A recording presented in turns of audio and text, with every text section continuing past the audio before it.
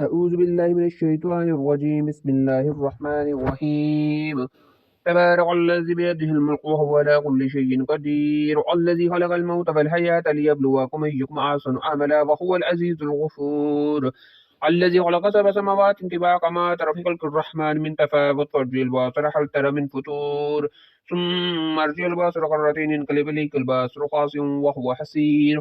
ولقد زينا السماء الدنيا بمصابيح وجعلناها رجوما للشياطين وأعتدنا لهم عذاب الصعير. وللذين كفروا بربهم عذاب جهنم وبئس المصير. إذا ألقوا فيها سامعوا لها شهيقا وهي تفور تكاد تميز من الغيظ كلما ألقي فيها فوج سعى لهم خزنتها ألم يأتكم نذير.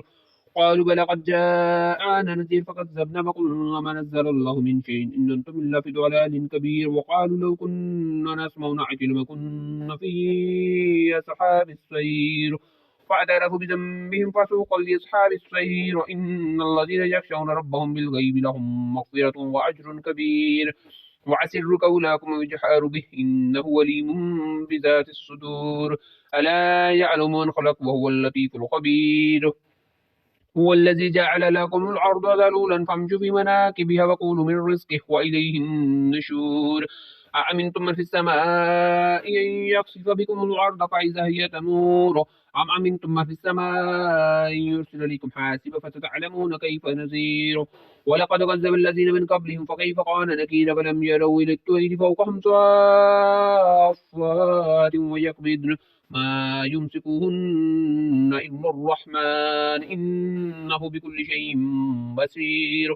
أمن هذا الذي هو جند لكم ينصركم من دون الرحمن إن الكافرون إلا بغرور. أمن هذا الذي يرزقكم من أمساك رزقه بل لجوا في عتب ونفور. أفمن يمشي مكبا على وجهه أهدى أمن يمشي سويا على صراط مستقيم. قل هو الذي أنشأكم وجعل لكم السمع والأبصار والأفئدة قليلا ما تشكرون.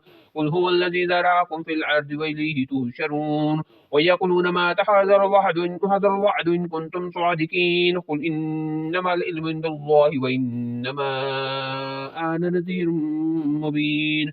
فلما رأوه زلفة سيئت وجوه الذين كفروا وقيل هذا الذي كنتم به تدعون.